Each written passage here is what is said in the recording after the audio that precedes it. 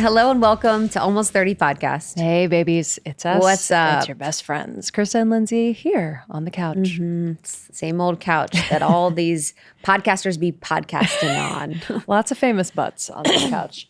We're happy you're here. Thank you so much for supporting the show. We've been doing this for over 7 years, almost 8 years now, and we appreciate you. If you're new, we have a whole world you can dive into. We have over 600 episodes. We have a membership that is incredible. If you want to go deeper with us, you can learn more at almost30.com. Today's going to be a good one, you guys. I'm really excited about this one. We have Dr. Ramani, and she is an expert in narcissism, in healing from narcissistic abuse, in narcissistic personality disorder. And she is someone that I have that has changed my life, Dude. in many ways. Krista, I think I talked to you before you went into this convo. You're like, this is my unwell. Super Bowl. This is my, honestly, you guys, this is my Super Bowl episode. Just, you'll see, and if you're watching on YouTube, I'm processing my entire existence in this whole episode.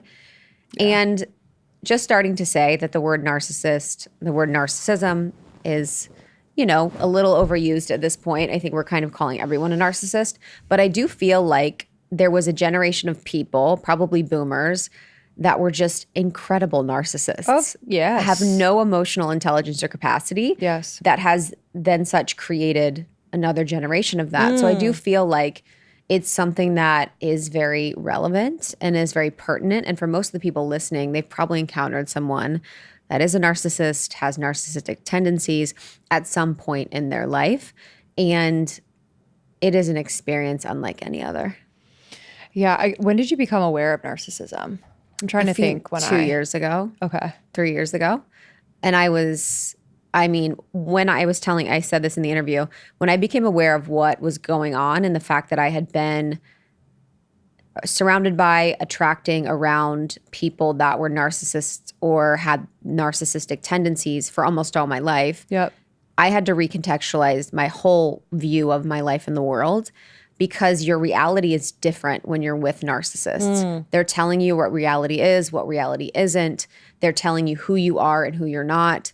They're sort of so much prioritizing their own experience that me, as someone that's codependent and super sensitive, then prioritizes their experience over mine for most of my life.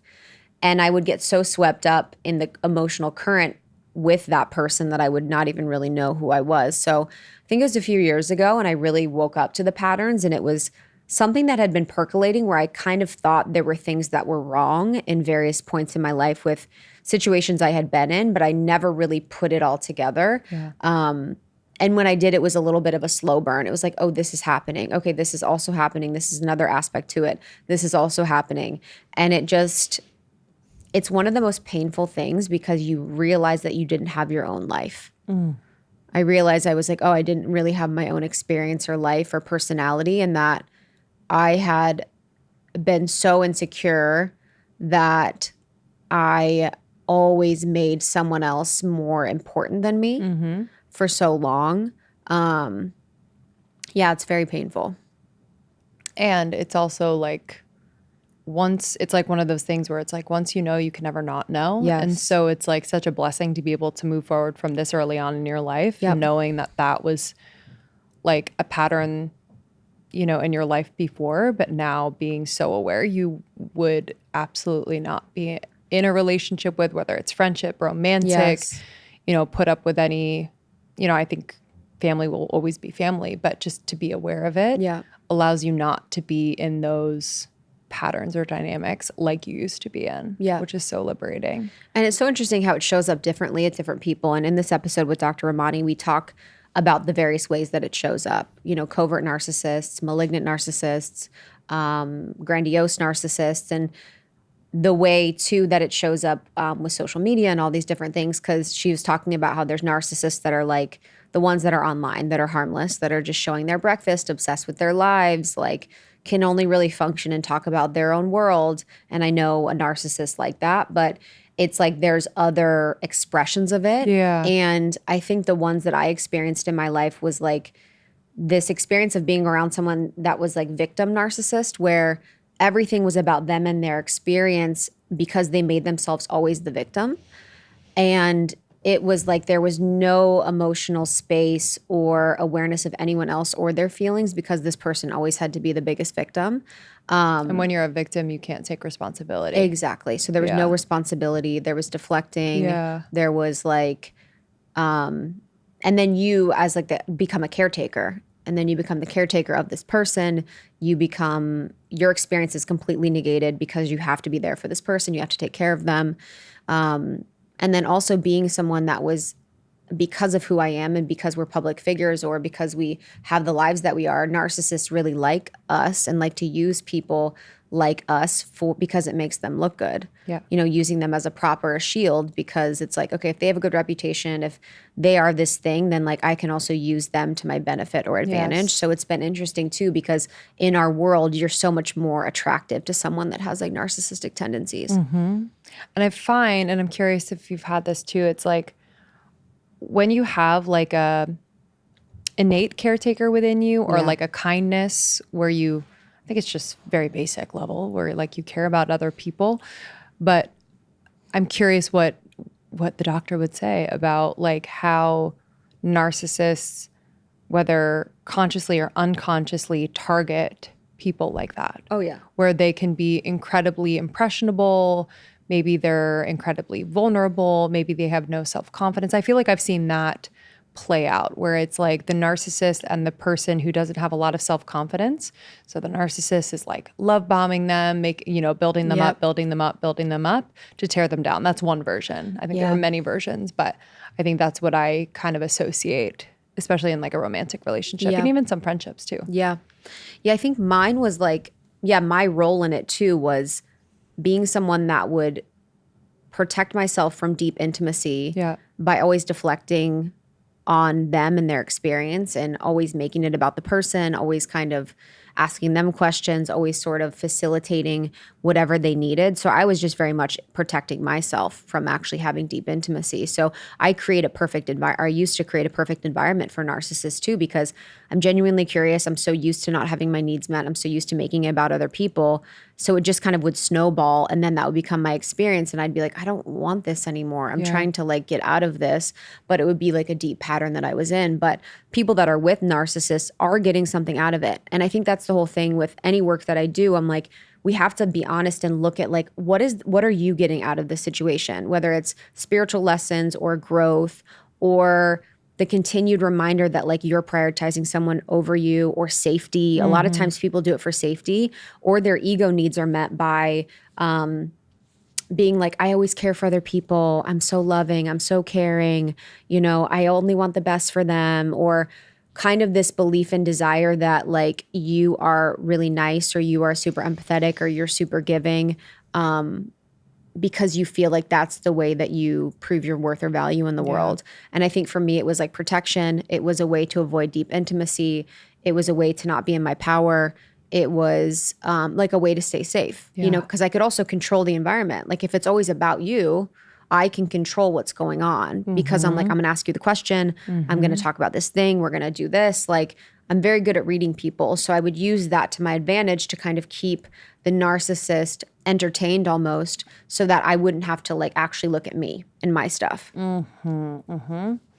Yeah, that rings true. I haven't encountered as many in my life, but I have one that I am close to, and that shows up for me in the sense where I tend to that person more than other people because I notice that they more quickly get dysregulated by very little things. So I come in, swoop in to almost like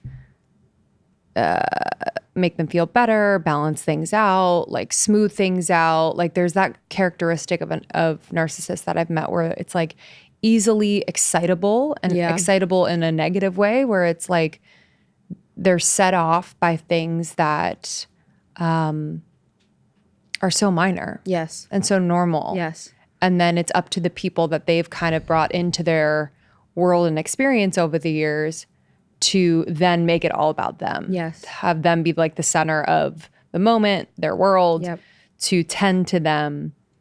And then like you are having a distorted experience of what's happening. You're like, wait, is this a big deal? No, this is a big deal because they're free. Oh, wait. And it becomes very confusing. So I've had to kind of, the confusion where I had to kind of like unpack that over the years in therapy where I'm like, why am I like providing, support in a kind of unbalanced, weird, distorted way to some people who are not narcissists because I'm used to tending to this narcissist. So yeah, it's like, where do you put that energy after you kind of pull yourself out of that pattern? I've also been in friendships with people that, are narcissists and cannot hold any other experience but their own. Cannot be emotionally available for other people, cannot like make space for other people, have no interest in anyone else's life but their own. And that's such a interesting experience. It's funny that God's moved all those people out of my life because I really don't have many people in my life that are like that anymore. After I committed to taking up more space, after I committed to like being someone that's going to express how I feel, being someone that's going to actually say what's going on in my life, share openly and vulnerably, those people easily move out because they're not really interested in you and what's going on with you.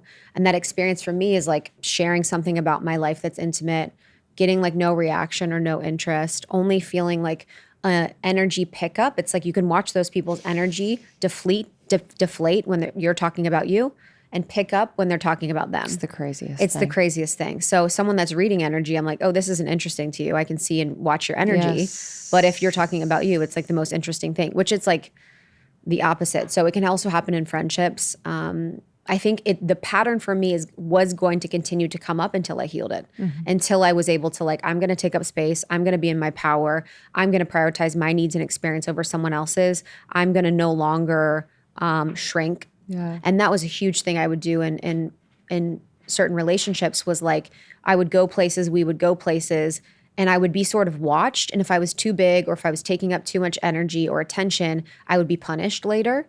It's like I would be, I'd be punished for it. So that's something I learned over the course of a long time was that if I was big or took up space or was too sparkly or bright, like it's not okay and it's not safe. And so for a lot of people that are healing from narcissistic abuse, it's like you have to give yourself so much grace and time because you've been cellularly and from a muscle memory perspective adjusting your personality for most of your life. So in parts work, what I love about internal family systems in parts work is that essentially the brain is a parallel processor. It can process multiple things at once. So as an example, in the situation with my home, because my mother was so emotionally immature and unable to like hold any other experiences, I've been taught from a muscle memory perspective that I cannot share things that are going on with my life. My needs won't be met. So I've adjusted for 30 years around that person to feel that way. So we have these natural ways of being that we grow from a young age, like you in that situation, you're still trying to control, even though there's not a person to control. So when we look at our patterns around narcissism and interacting with narcissists, we have to like rework ourselves to not be in those patterns anymore. Oh, yeah. To like not fall into like what feels natural to us. Absolutely. Yeah, it's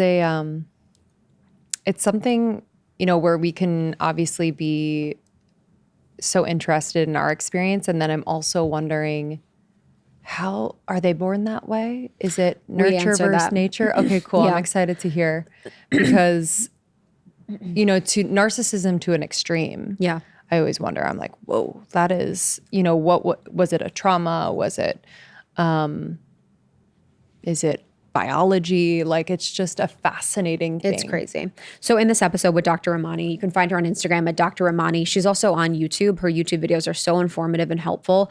I really, really love them. She has a new book that's out that we talk about on this show, and it's called It's Not You, which basically helps people heal from narcissistic personality traits. So not someone that has full-on NPD or like a malignant narcissist, but a lot of the narcissism that we experience that's I think a lot of people are talking about today. So we talk about where narcissists come from, if narcissism can be healed. We talk about narcissism in online dating. We talk about narcissism in social media. We talk about gaslighting and some of the things that happen to people that experience and engage with narcissists. And it was like, I think we went 2 hours, and honestly, I could have gone 4. I'm sure. I need to still process everything that was coming up because yeah, it just is. I think a last thing I'll say is just feeling so much compassion and love for myself of like being someone that's made it through and had that experience of not understanding reality and contorting and changing myself at every moment to other people because that's the only way that I could feel safe is insane. And I'm just like so proud of myself that I got out of, yeah. And as your friend, not knowing about this until you had the awareness around it, I was like, I don't know if I had an awareness of narcissism at the time. I think we kind of came around to it around the same time. Yeah. So when you did share like certain aspects of like your relationships throughout the years with me and how, you know, they were narcissistic or they were narcissists, I was like, oh my God. And just as you unpacked it and would share some things, like I too could not believe that you had lived with that for so long. Yeah. You know, and then to kind of go into my own stuff and be like, whoa, like this is the root of so much of like my patterning and behavior. And it's still going on. Thankfully, not directly with me as much. But I'm like, whoa, like, and to my question of like, can you heal this? Or like, where does this come from? Like I do sense from certain people that have narcissistic tendencies, the possibility of healing. Like I can sense that from some people where I'm like, whoa, this person has not cried about or like expressed their emotions about that thing that happened when they were 5 ever.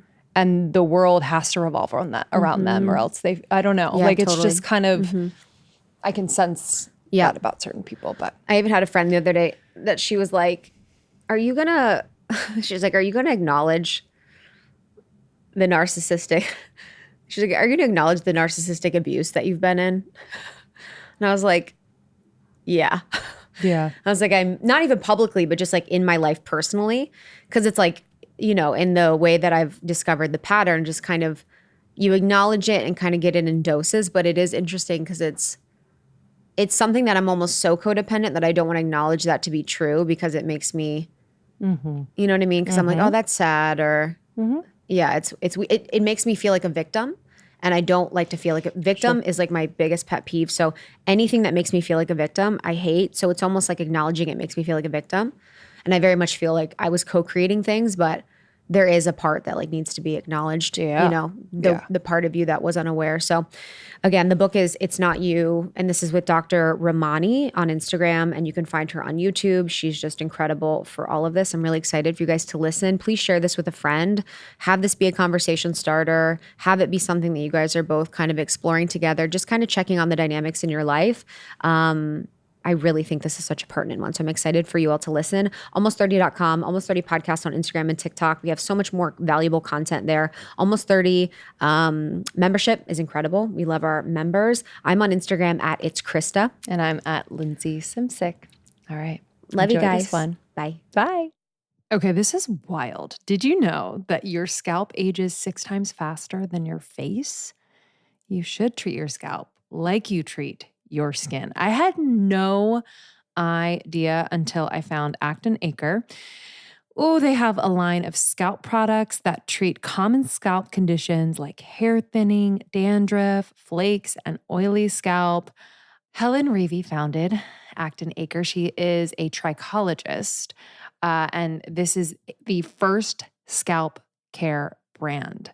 Trichology, if you don't know, is a holistic approach to scalp and hair. Their process is cold pressing. This retains efficacy of ingredients and uses 90% less energy to produce than traditional production methods. So sustainable manufacturing, which we love. So I have loved using their products. One that I think is probably my favorite 3% stem cell peptide treatment. It is cold pressed. This is a pro-aging, peptide-rich daily scalp treatment. It's powered by H3 Grow Plus complex. This intensive daily scalp treatment supports scalp health in the advanced stages of hair loss to promote thicker and fuller looking hair. I recently was pregnant and had a baby, so I'm just looking to maintain my mane, if you know what I mean. It has increased the look of my hair density. People like comment all the time. They're like, whoa, your hair's thicker. How? It boosts hair volume, it invigorates your scalp and fortifies your hair follicle. I am obsessed. I use this basically every freaking day. I also love the microbiome cooling scalp serum. I've noticed that, especially in these winter months, my scalp is real dry and it feels like it's on fire sometimes. So this provides relief in 30 seconds. It's powered by their amino M3 complex.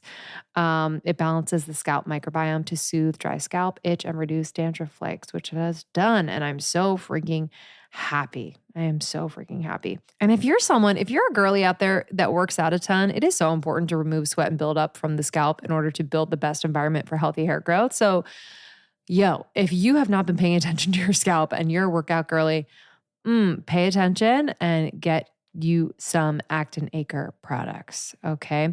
So take the quiz on their site to see what system is right for you. It's really, really quick. And you're going to use the code almost30 because girl, we got a discount. So excited. So freaking excited per usual. Go to actonacre.com and use the code almost30 for 20% off. actandacre.com. Use the code almost30 for 20% off. I was on hormonal birth control for over 10 years, from about 18 to 28. And y'all, the best decision, one of them, I made in regards to my own health was going off hormonal birth control. That's just me personally. And I have been tracking my cycle for the last, I would say, 4 years now with natural cycles. And this has helped me to, for periods of time, prevent pregnancy. During when we were trying to conceive, I was using it to hopefully conceive. And it has just been an incredible and accurate tool. So this is the non-hormonal and non-invasive birth control that has people freaking out in the best way. Natural Cycles was the first to introduce a birth control app, the first to receive FDA clearance as a birth control app, and the first birth control app to integrate with a wearable device, the Oura Ring. So if you have an Oura Ring, you can integrate with Natural Cycles. They're just changing the game with research, and they're super passionate about women's health. So how does it work? Every single morning, I have the Natural Cycles thermometer on my bedside table. I take my temperature before I even get out of bed. It takes a few seconds, and then I input the temperature into the Natural Cycles app. It takes me all of maybe a minute. And this is then plopped into the app's algorithm using hormone-driven changes in body temperature. They let you know whether you're fertile or not fertile. So no matter where you are on your fertility journey, whether you are trying to prevent pregnancy, if you're trying to conceive, if you're just wanting to track your cycle more accurately, Natural Cycles is incredible. It's 93% effective with typical use and 98% effective with perfect use. And perfect use means abstaining from unprotected sex on red days. To put this into perspective, it's more effective than condoms alone, about the same effectiveness as the birth control pill, and less effective than a long-lasting method such as an IUD. It's also effective from day one. And it's important to note that no form of birth control is 100% effective, just FYI. So again, this is really, really easy to track, taking your temperature every single day. It has been scientifically proven that there is a connection between body temperature and ovulation. So try out Natural Cycles. Go to naturalcycles.com to get 15% off an annual subscription and a free thermometer with code almost30. Naturalcycles.com to get 15% off an annual subscription and a free thermometer with code almost30, baby. I'm so excited to have you. Thank you so much for having me. I'm so grateful, and I'm so excited about our conversation. It feels like a Super Bowl for me. Oh, you're too kind. You've been ruining my life, but giving me hope at the same time. Okay, good. For many a time. Right. Well, that's kind of what your this YouTube process is. Yes. It is. I actually love that you said it that way. You're ruining my life, but giving me hope at the same time. And it gets at, I'm almost going to the punchline. Yep. that part of the reason that people find healing hard is that the first part of healing from these, seeing it clearly, is so painful and so devastating. Very few people voluntarily want to walk into pain. It's like getting an elective surgery. Yes. Like, oh, it's really going to hurt. And I could just sort of keep in mind not hurting as much, but then never getting better. Yeah. That's exactly it. You're ruining my life, but it gives me hope that you probably nailed that better than anyone else. I knew that I was in trouble in my life. And our healing journeys in life were what I perceive is that we're shown what we can metabolize. So I was shown this pattern in my life later on in my life when I was able to heal it and understand it. And I just remember being in my bathroom, just watching your videos in the bathtub, just like jaw drop. Just realizing and recognizing and seeing and in shock of what was going on. Yeah. So we'll get into that. But I do feel like narcissism and narcissistic abuse is becoming a topic and word that people, phrases that people use a lot. So I do want to understand how you define it, because I think it's important for people to understand maybe what a narcissist is, what narcissism is, and what narcissistic abuse is, because I think they're thrown around. Yeah, they are. So, and thank you, because I think that point of clarity is, we're at a funny time where everybody's now, for years they didn't talk about it. Now everyone's talking about it, but unfortunately a lot of people aren't talking about it accurately, which is really muddying the waters and often making people who are really going through it feeling guilty, and then and often resulting in shame to people who are really going through it, like, oh, you don't know that, everyone says that. And so let's break that down. That's how I feel. So narcissism's a personality style. Let's get away from this idea of narcissism as a disorder. It's not, but when I use that word, I'm not talking about a disorder. Can a person who's narcissistic have something called narcissistic personality disorder? Sure. But that's predicated on them having seen a therapist for long enough for this pattern to be picked up, And since that often doesn't happen, and we're not going to be privy to that information anyhow, it's better to stick with a personality style. A personality style is not a disorder. It's a personality style. We may not like it. It may not be good for that person or people around them, but in and of itself, it's not a disorder, okay? So this personality style, called narcissism, is characterized by a series of patterns. And you can't just have one, right? There's a whole list. As I always say to people, if someone gives me an egg, I don't think they're giving me a cake. I think they're giving me an egg. Now, if they gave me all the other stuff and stuck it in an oven, I'm like, that's a cake. But so let's not mistake the one thing for many. So what are the things? The eggs and the flour and the sugar and all the rest of it? It's variable, inconsistent empathy. And there's a reason I'm not just saying lack of empathy. Entitlement, grandiosity, arrogance, selfishness, validation and admiration seeking, and the need for validation and admiration, being quite controlling, very concerned about their public image, status seeking, envious of others, or they believe other people are envious of them. They're very hypocritical. That's the entitlement. The rules apply to them, but they don't apply to me. They almost don't even hear that when they say it. Now, all this stuff I'm talking about, grandiosity, arrogance, all the rest of it, they're what we call defenses. This is how this personality shows up.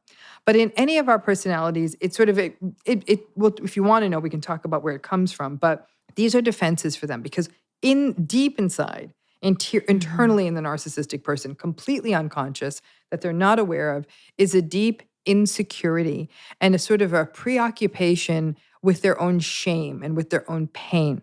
So this idea that so they have to walk around believing they're perfect, or selling the idea that they're perfect or their life is perfect. Because if anything pings that, dents that, like, you're not so perfect, you didn't get the promotion, that guy has a better car than you, that kind of thing, that brings up this shame. I'm not perfect. But instead of being able to articulate, I'm having a bad day because my friend has a better car, they rage at the person who pointed that out to them, which is why if you're in a relationship with them, over time, you're going to give a person feedback, right? At some point, you're going to say, little things, even early in a relationship, you might say, oh, I think you parked in the wrong place. Now we got to walk 2 extra blocks. And you'll hear like, what do you think? I can't drive. And I'm like, oh my gosh, I was just saying that, this is going to be a farther walk at the end of the night. But it was literally feedback. Well, you weren't saying you're a bad driver, saying, I think this is the wrong parking lot. And that can just spin someone out of control, because you've now pinged that sense of they're not perfect. That's what narcissism is. But you got to remember, it's not black or white. It's not either or. It's on a continuum. So at the mild end, a mild narcissistic person is much more the superficial, selfish, admiration-seeking, almost like the Instagram narcissist. Look what I ate for breakfast. Aren't I cool?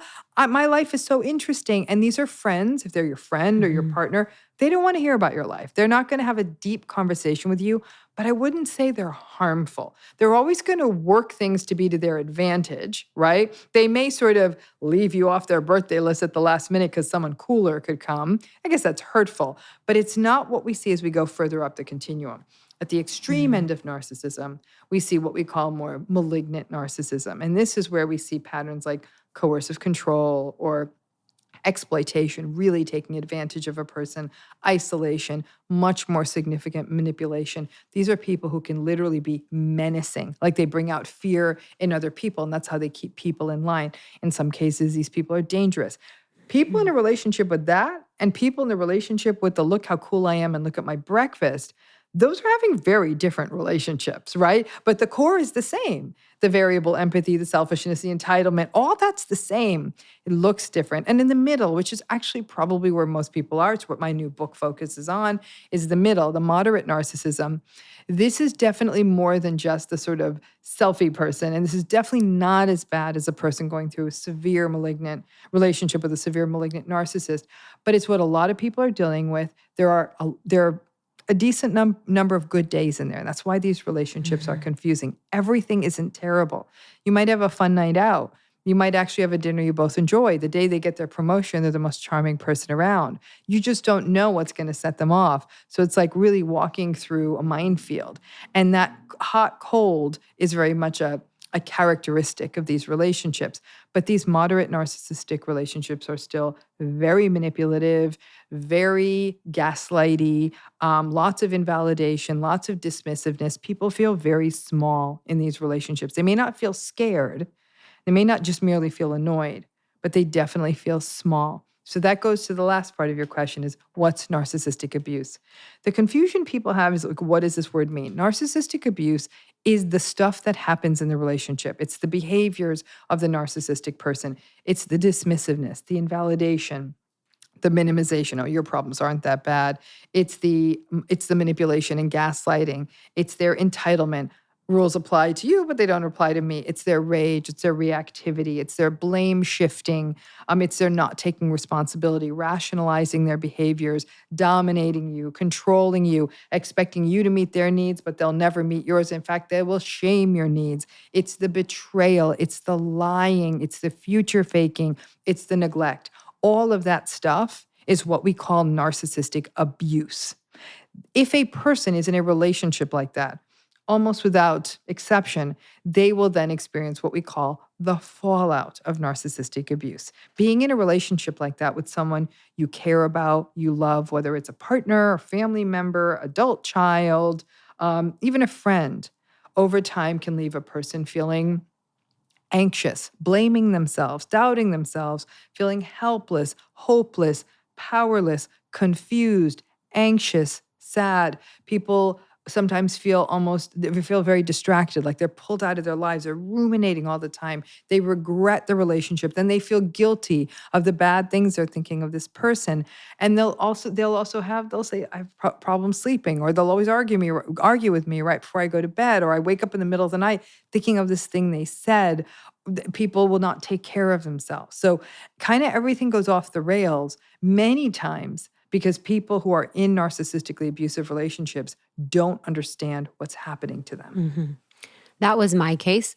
I didn't understand that it was a pattern that I had been in my life. And even when I woke up to it, and even now, it's like I still gaslight myself so much on things that I'm like, it's not, everyone says that, all that. But what do you think's happening culturally? Or is it that social media is sharing more of this? Is it becoming bigger? Like, why is this such a breaking point for this disorder or this way of being? It feels like everyone's a narcissist. What do you think's happening that's making more people a narcissist, or more people born as narcissists? Narcissistic people have always existed. Yeah. This is not new. right? So we've always had them.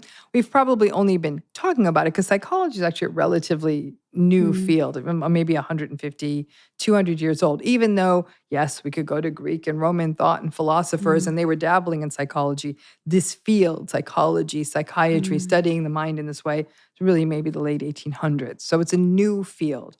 So thinking about narcissism this way is new, but the people have always been around. Open a history book.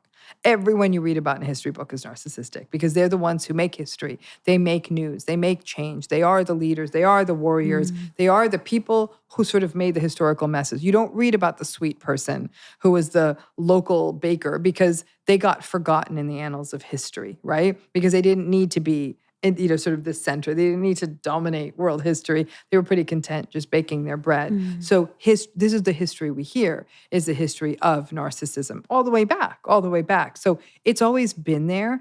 I think that society constructs, for example, the shift in sort of people having more of a voice, particularly women.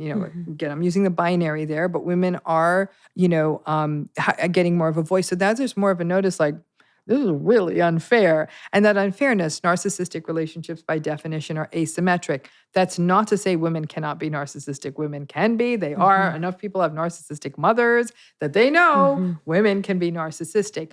But the big conversation is this on the rise, right? And there's two schools of thought.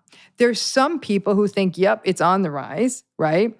There's others who say it's actually not. It now has a place to express. So I'm a lot older than you. I grew up and I became a full-on adult mother and everything without there ever being social media. In fact, I didn't have a cell phone for the first time until I had kids. So how good was life? It was very, very different. I have to say things like destiny and fate and frankly, mindfulness mattered more. You'd have to think things through. You'd have to say, okay, guys, we have to have a plan because if we don't, we're not going to know where to meet you, right? Versus like, I'll just text you when I get there. So there's almost a neglect that digitality, if you will, has kind of allowed to come up.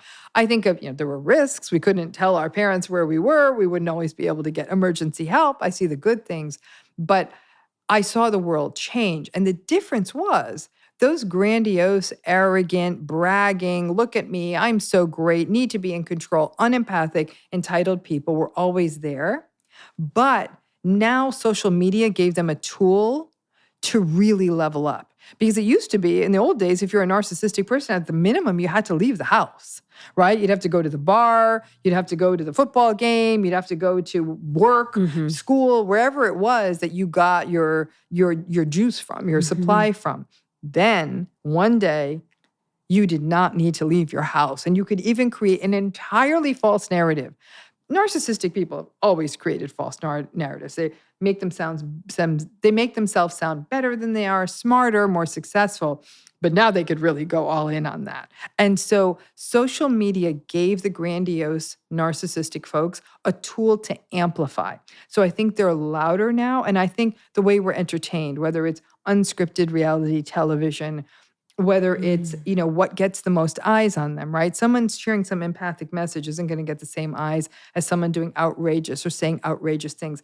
Outrageous in the new media wins. So a lot of people are finding that their outrageousness is incentivized. Those tend to often be people with narcissistic styles. Somebody I know, though, a researcher, a guy named Dr. Keith Campbell, who's a professor at the University of Georgia, and we both agreed with this, is that probably grandiose narcissism has remained relatively stable. Again, now it has an amplifier. The thing we're seeing become a bigger problem is the vulnerable narcissism. These are the victimized, petulant, sullen, angry, I'm always a victim, everyone's out to get me, that pull for a lot of pity and guilt, but they're also caustic, angry, reactive, and in this strange way can almost be dangerous because they're so convinced everyone's out to get them that if they get cornered the wrong way, they'll lash out. This is the stuff of the internet troll. These are the people where it boils up and they'll sometimes really lash out, sometimes in dangerous ways. The rise of the vulnerable narcissist, maybe because they're seeing what other people have or they're comparing themselves to other people's lives, that seems to have gotten frothed up more. So I just think what we've done, and I think we've always rewarded narcissists. Yeah. They've always made more money. That's a story. They've always had, right? They've always had more success dating. They've always put more into their appearance. So they've always kind of, and then the one feeds the other. Well, I'm better than you. Look, I have a big house and everything. that's always been the case. I think it's that more than ever.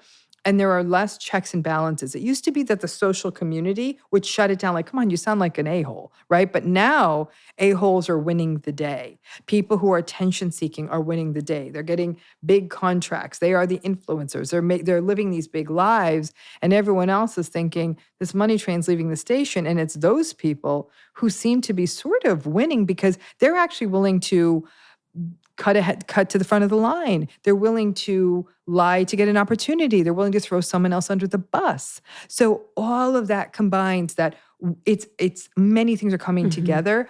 And I have to say then it comes down to how people are being parented. Yeah, it's conceivable that the parents too may not, it's a developmental phenomenon. People are not born this way. They're made. So there's something that could be shifting over there. We're not going to know. We need So what the Facebook, MySpace, really, but Facebook, really Instagram, what are they now? Like we're coming almost in 20 years. Yep. So we're going to get the first generation, because even my kids, it didn't exist when they were little. Does that make sense? Yes. So I don't have any history of baby pictures, Yes. child pictures.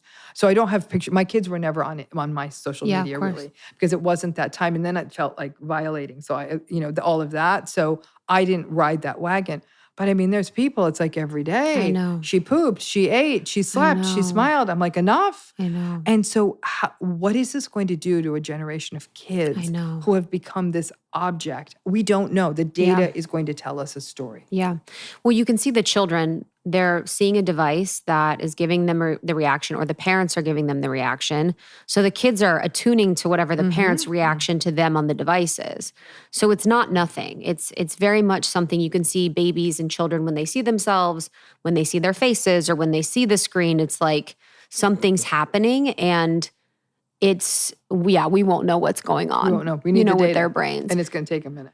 And you said, so there's vulnerable narcissists and then there's grandiose. What other types are there? Are there Right. types of them? There's types. So grandiose narcissists are the arrogant, look at me, yeah, preening, that's kind of like charming, what people charismatic. see narcissists as. Yes. Yeah, that's The vulnerable textbook. narcissists are the ones people are kind of caught by surprise because these folks can look socially anxious. You can see a lot of failure to launch. They're angry at the world because their dreams never took hold. Grandiose narcissists have some hustle.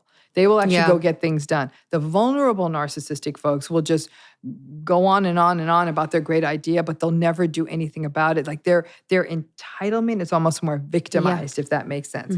The communal narcissistic folks are people who derive their narcissistic supply, that admiration and validation, from doing good things for other people. Now, I'm not saying everyone who does good things for other people is narcissistic. They're doing them with that motivation. They want to be viewed as a humanitarian, a savior, the best of all people. Look how good you are. And if they don't get that validation, if people don't tell them how wonderful and saviory they are, they tend to get a little brittle and angry. And so people will see with communal narcissism, the world might actually regard them, how cool, you gave all this money and you're the coolest. But they're very cruel to the people who are close to them, maybe the people who work for them or their partners or their kids. And this is where you might see the person who'll say, my father was a horrible person, but was coaching Little League and gave money for the new baseball field. Everyone's like, oh, pillar of the community. And you're thinking, this is the terrible person. That's communal narcissism. At the most severe end, communal narcissist could be a cult leader. Somebody who is like, I'm going to save the world. I'm going to show you the way. So I believe I'm such a saintly person. I'm living in this saintly way, but then they abuse people to get their validation. Malignant narcissism, probably the most severe form of narcissism. And we get into something called the dark tetrad then, where narcissism, psychopathy, something called Machiavellianism, which is the willingness to take advantage of other people, and sadism all come together. Malignant narcissistic people almost look and feel psychopathic, but they still have that insecurity. They're not, psychopathic people don't even have the anxiety. It's more dangerous in that way. But the malignant narcissistic folks they very much need control, dominance. They may not be as shiny and charming and charismatic as the grandiose narcissists. They'll often have sort of work with, rule everything, a family, workplace, everything with an iron hand, that kind of thing. Then there are the self-righteous narcissists. The self-righteous narcissists are these very judgmental, morally rigid people who believe that their way is the better way. They can be obsessive and controlling about every little detail, obsessive about how ordered the household is, obsessive about their schedules.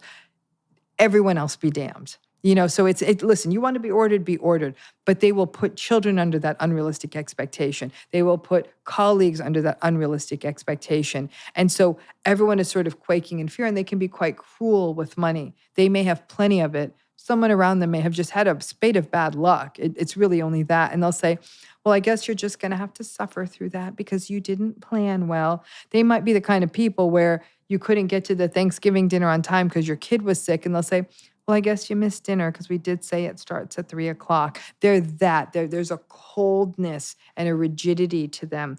But these people, though, the self-righteous narcissistic folks, they get tricky because they'll do, for example, they won't cheat in a marriage. Never. That's disloyal and immoral. So people in those relationships will say, this fool got more upset when I left a towel on the floor of the bathroom than the day I told him I have cancer. Like the towel was more upsetting, or the $2 missing from the checkbook balancing was more upsetting to them. So there's a coldness, but they're not doing some of those other kinds of cheating on a person and attention seeking in the same way. So it's a tricky pattern to see. And then some narcissists, when we call them neglectful narcissists, they just sort of have no need for the people around them. They truly treat them like objects. They pay no attention to them unless for a minute they need them. It's almost everyone in their life is a personal assistant. So those are the different types. And they can even mix up. You can have a malignant, vulnerable narcissist, which is an atrocious combination. You can have a malignant, communal narcissist. There's your cult leader. So these types can sort of mix up. And this is why it's not just one thing. It's a very nuanced conversation. But the core is entitlement, variable empathy, the need for admiration. Those are consistent. Wow. Something you mentioned earlier that I wanted to explore that I think a lot about just in my own experience is like, I feel like there's a pattern where a lot more men are narcissists than women, but yet I feel like the generation above me, there was a lot of narcissistic mothers.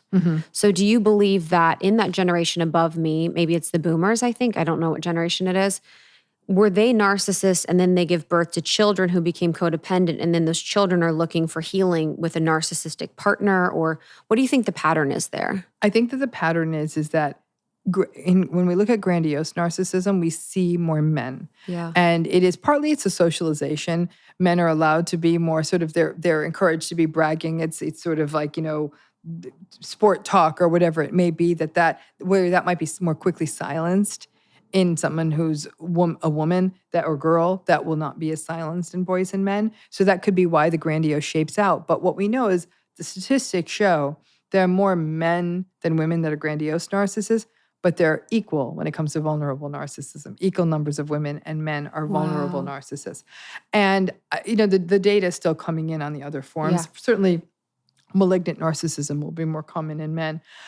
I think that, listen, these are intergenerational patterns, right? Some people argue that narcissism, at some level, particularly the vulnerable and perhaps the malignant types, are post-traumatic reflections, that there was neglect and adversity in the childhood experience that shows up, because these are people with these styles may have very well had parents who were dismissive of their needs, and the child learned that they had to become whatever other people needed them to become to get loved. You could see how that could be a setup for some people, not all, but some people, to become narcissistic, right? So the boomers came from the World War II generation, right? That was their parents, Great Depression.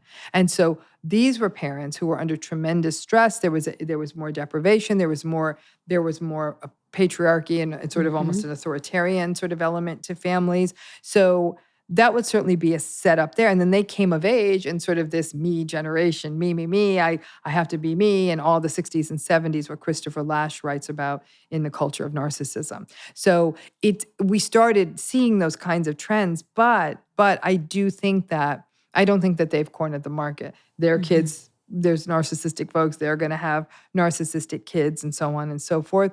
I think that the boomers represented an interesting shift, though, because I think for the first time we cracked through very traditional structures around family and sex and divorce, and the rule book changed for them. And it was also fine to just do your own thing. And then they'd had their own adversities through Vietnam. And then we also saw some attempts to create greater cultural equity through, the movements in the 60s. Then the economy changed, and then the 80s happened, and that pulled again for more of a narcissistic, selfish, mine is mine. So history can certainly reinforce narcissism in different ways, but in terms of the gender issue, it's always been the case that the vulnerable narcissism is equally distributed. And like I said, I've worked with enough clients who have, and again, these are straight clients, queer clients who have dealt with narcissistic partners of all genders. You know what I'm saying? So this is not is not limited. And if you have the right conditions, the only difference is society may shape it out differently in a man than a woman in terms of the brag versus the victim. Why doesn't anybody care about me? Why doesn't anybody appreciate me? What's happening to the narcissist in childhood? Like to create a narcissist? So there's a couple of different pathways to narcissism that from childhood to take a person to narcissism in adulthood. It is a social developmental kind of process. We are born with what's called a temperament, right? The temperament is that sort of biological sourdough starter of our personality, for lack of a better way, right? It's what we're born with. It's why we might have a little quirk that it resembles an aunt that we've almost never met. And everyone's like, oh my gosh, that's just like such and such. But we don't even know them. So we didn't learn it from modeling them. We tend to look at temperaments. Some kids can have very difficult externalizing temperaments. These are kids who are difficult to soothe. They are they demand a lot of attention. They're often more boisterous. They might be more externalizing, acting out. These are kids who are a handful for their parents, handful for people who care for them, caregivers, handful for teachers. Those kids have a lot of invalidating experiences. They may be more likely to be told, shut up, or maybe even worse, right? So when you have that temperament, we can call it a biological vulnerability, and that comes up against an invalidating environment. Shut up, stop that. What's wrong with you? Why can't you be more like your sister or a hit or something like that, right? Or some kind of other abuse. That mix of vulnerability meeting invalidation is a setup for certain personality styles like narcissism to develop. Okay, now here's where it gets tricky. Most people with this temperament don't go on to develop narcissism. Most people who are invalidated in childhood don't go on to develop narcissism. But we do see a pattern whereby when the parent uses the child as a vessel for their needs, resents the child for having their own needs, views the child as selfish and non-appreciative, and personalizes when the child is having a bad day. How could you do this to me? The parent would say, they're a child. They're not doing this to you. So the narcissistic parent, being so sensitive, will put that burden on the child. Some of those kids, especially if they have that temperament, will go on to become narcissistic, right? So that invalidation, the abuse, the neglect, sometimes frank trauma can be a setup. The majority of people who are raised that way don't become narcissistic, but it's always a story we can tell backwards. Every narcissistic client I've ever worked with, they either had this history or pathway 2, which is the pathway of overindulgence. These are the kids who are told you're more special than any other child. You are the chosen. You're in this family. You're my child. You're not sitting in a line like those other kids. You're getting the teacher you want because you're more special. So these are kids who might be materially overindulged. They might be, they may not be taught to regulate their emotions. They can run roughshod over other people. They just go through a lot of babysitters, is my guess. But the parents don't tend to connect with the emotional needs of those children, right? So they're like, you're so special, but the child is still not getting a consistent sort of emotional relationship with that parent. The parent will be all about their kid when it's convenient. The kid will slowly learn, like, if I'm good at what this person wants me to be good at, this is going to be working fine. So whether it's sport, whether it's school, whether it's how they look, whatever it may be. But if that child makes demands on that parent, forget about it. So that can also be the other path to narcissism. That's going to yield different kinds of narcissism. The more neglect, abuse, trauma, early childhood with the temperament I was talking about, there's probably a greater likelihood of vulnerable, maybe even malignant narcissism there. The grandiose narcissistic folks probably come out of that hollow, sort of, you're so great, you're more special than anyone else. So those are the pathways, but the vast majority of people raised these ways don't become narcissistic. That's the challenge. We do know, though, that narcissistic parents, because of this, can beget narcissistic children. But not, and this is why in one family, let's say they have 3 kids, you'll see one sibling becomes narcissistic. One sibling is just getting into toxic relationships, and the other sibling's just really anxious, right? Same childhood, same invalidating parents. They might have been in different roles. A golden child may be a little bit more risk of becoming narcissistic than the scapegoated child. So part of that's going to be brought to bear too. So it's complicated. Something that you mentioned earlier that I've thought about, but I didn't think about it in this context that I've mentioned a lot is in relationships with friends or people that I know or see. I would always say, I would rather someone be an absolute asshole to me all the time than have them be inconsistent. And that was because of the way that I grew up. That was because of my life. The inconsistency kills me. Well, the inconsistency is the origin of the trauma bond. Okay, so let's start there. This is why even the field of mental health isn't even always able to help people. We'll say, well, you have those good moments, so let's work with those. No, the good moments are the source of the justifications, of the rationalizations, of the excuses. In the relationship. Yeah, in the relationship. We make our excuses and justifications on the basis of, well, they did give me a nice present, or, well, they paid for this, or, well, they gave up their career to raise us and certainly kept reminding you of that too. Yes.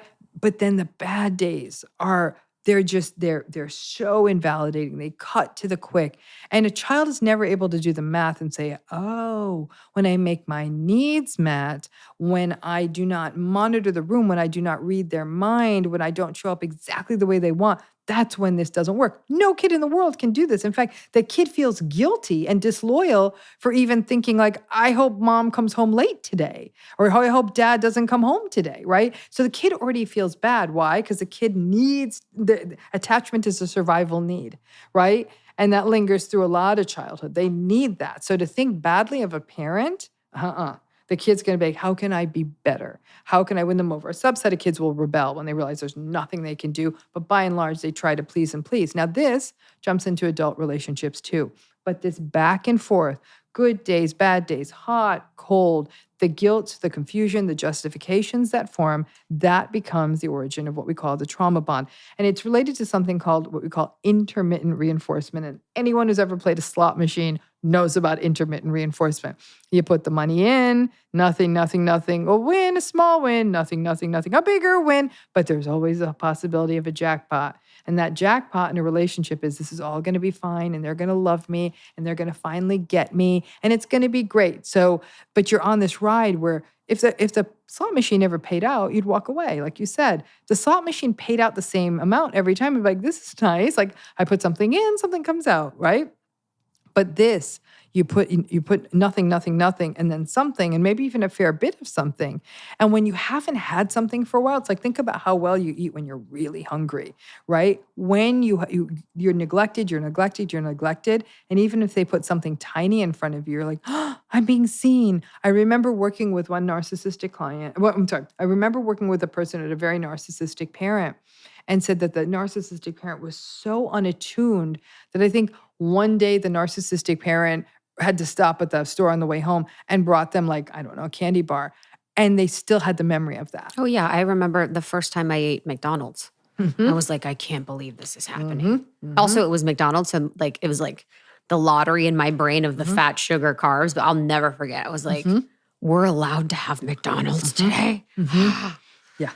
And it's just, that inconsistency of like, and because that's what I've had to heal from as I get older. And the visual that I have is me continuing to go to a door to knock that's not going to open. It's like, what is that thing? Like the inconsistent, I'm going to it, expecting a different outcome. I keep going. Right. And it's like, who's crazy? Them or me if I'm expecting a different outcome. Okay, so I might push you on that. Let's hear it. Instead of saying you expect a different outcome, you expected that there's the possibility it could open. Yes. That's different, right? Yeah, so it's possibility Yeah. versus different outcome. Yeah. Possibility is far more seductive and far more trauma bondy than expecting different outcomes. Yes, which is what keeps you. Something you mentioned, so the attunement to the parent or the attunement to the child, and even like the hypervigilance, like it's also my gift. Being hypervigilant has also been a gift in a lot of ways, but I see myself as someone that's incredibly sensitive and even empathic, very empathic. And a lot of the community defines themselves as empaths. What is that relationship between a narcissist and the creation of someone that's like an empath? Such a brilliant question. Okay, so a couple of things here. Your hypervigilance is a gift, but it's a curse. And where the curse is, What do you mean? there's this thing called allostatic load. It is taking a physiological toll on you. Because for us to be this all the time, even a dog can't do that. And the dog will sleep, right? Dog takes a rest. But we can't be this. And when we're this all the time, there's a whole bunch of neurohormones and neurotransmitters and everything's flowing through our body because as far as our sympathetic nervous system is hearing, is like, okay, guys, you don't get to take a break in there. Like, let's go. We're going to be on call for a while, right? That's what your system's hearing. It may not be the full-blown fight or flight. Yeah, I hear you. But it's this thing, again, this allostatic load is physiological wear and Allostatic tear, load. okay? And that's important because it can make people sick. And in fact, long enough, we see things like, there's even things called telomeres, that are at the end of our chromosomes. Those can get shorter, and that's associated with earlier mortality. Make no mistake, toxic relationships not only make us sick, I'm convinced they take years off of our lives. So going to your other question, which is, how does this line up with this issue of empathy? So there's an interesting debate in the field that narcissistic people are attracted to agreeable people. Here's what I believe. I believe that narcissistic, particularly parents, and to some degree relationships, make us into agreeable people. And that's a trauma response, right? Our empathy and our agreeableness are trauma responses that were designed to keep us safe, right? And then they become pretty entrenched. They become sort of who we are. But what it means too is the form of empathy that survivors go through is also a form of empathy where I'm going to be really cheerful and helpful and I'm going to be really nice and I'm also not going to make my needs known. Empathy is not making your needs known. People who are empathic can make their needs known. At times, empathic people choose themselves. But when you have that empathy that comes out of having come up through narcissistic relationships, it's survival. And I don't even know that I'd call it empathy. If you look at the work of people like Pete Walker, Ingrid Clayton is now starting to do work in this area. They're talking about the fawn response. The fawn is a sympathetic nervous system response that many survivors of narcissistic abuse engage in. And it is that it's at the time of activation, of triggering, of fear, the fawning person will try to win over the narcissistic person. They'll be anything they want. Prettier, smarter, nicer, helpful. But at that moment, what looks like empathy from the outside is actually a sympathetic nervous system response designed to keep the person safe. With all that fawning, when the hell are you supposed to take care of yourself? And it's also interesting because in my journey, it's been like, I think at the beginning it was like, I'm an empath, like I'm super sensitive. And then I had to realize like, oh, it's for me to be safe. It's for you to be safe. You know what I mean? It was for me to be safe. But in my experience, it was almost like self-erasure. Like the way that I was valued was not existing. Well, you abandoned yourself. You had to survive. Yes, it was. And then it was also taking care of the needs emotionally of my parents and not having any needs, not having any perspective, not being able to speak, like emotionally attuning to them, processing for them, like it was, and it's a gift for me now. I can use it and I can turn it off.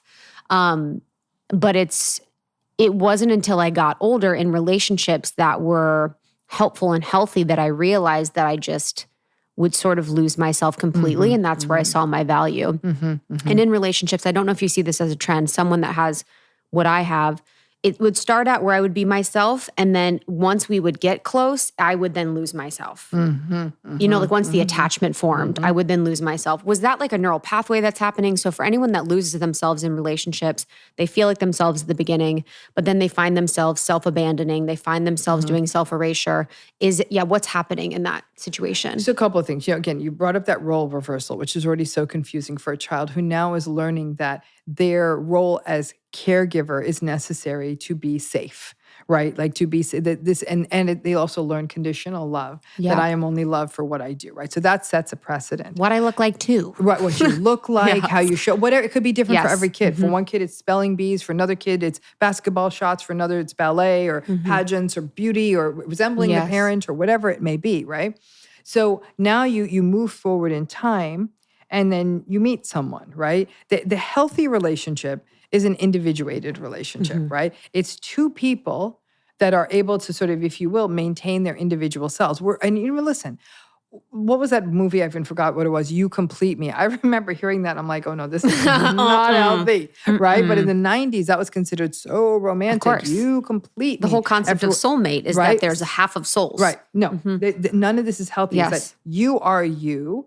They are them. You have, in healthy relationship, you're connected by shared respect, compassion, kindness, empathy. You both are attuned. You both feel seen. It's a back and a forth and a back and a forth that's happening at micro levels, macro levels, but above all else, you feel safe and you feel that you can say something and express a need and be yourself without being rejected. They may not always like it, but maybe that thinking that, that I can be what this person wants. Then what it sets up is sort of the, what I call that sort of the warm bath of familiarity, right? When people tell me we have chemistry, I'm like, nah, this is just really familiar.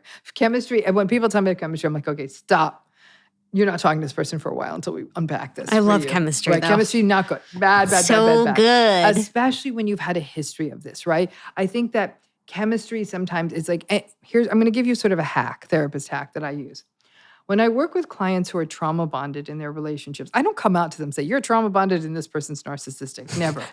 But they'll be going on and it'll be up, down, hot, cold, invalidate, gaslight. They're being treated horribly. And one day I'll ask them, and they'll tell me, like, I love them and I'm not going to leave. And I don't have no agenda. It's okay if people can stay, if you want to stay married to a narcissist forever, you do you. I'm just going to give you the tools so you don't lose yourself. So then I'll say, why do you love this person? Can you tell me a little bit about that? Here's always the answer when they're trauma bonded. They'll say, Doc, okay, wait.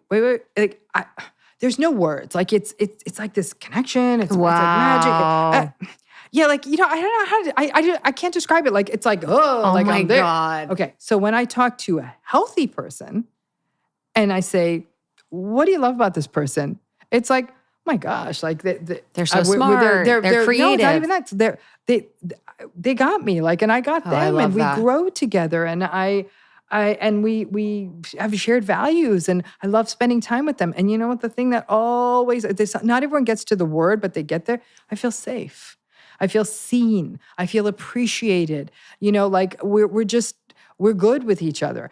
The smart actually to me is a bit of a red flag. Smart lets a lot of people get away with stuff because lots of narcissistic people are the smartest people out there. They're so smart. So when I hear smart, I'm like, no, you're still in the red flag territory. Keep going. Wow.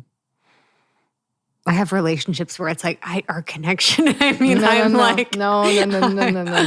I'm like, it's one for the books. Nope. Connections, one for the books, love story for a lifetime. The red flag. So what do we do then? So we feel chemistry and then we say, no. Well, we feel chemistry and then you gotta catch yourself and say, what is this about? Why did I feel chemistry here and not there, right? So a person will say, I met this person. I mean, they're great. Like they're sweet and they're respectful and they're like, they plan these great dates and they're respectful of my time and they don't get angry. I don't know why I'm not feeling it.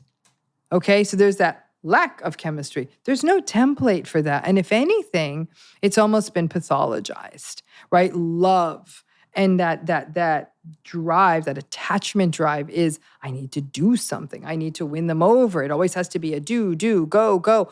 Without that, it almost feels hollow. And it's funny to walk people through these new relationships where they don't feel quite so excited and bored. I'm not saying they'll end up with that person. I'll say, push this to a few more dates so you can sort of have the no red flag experience for a minute.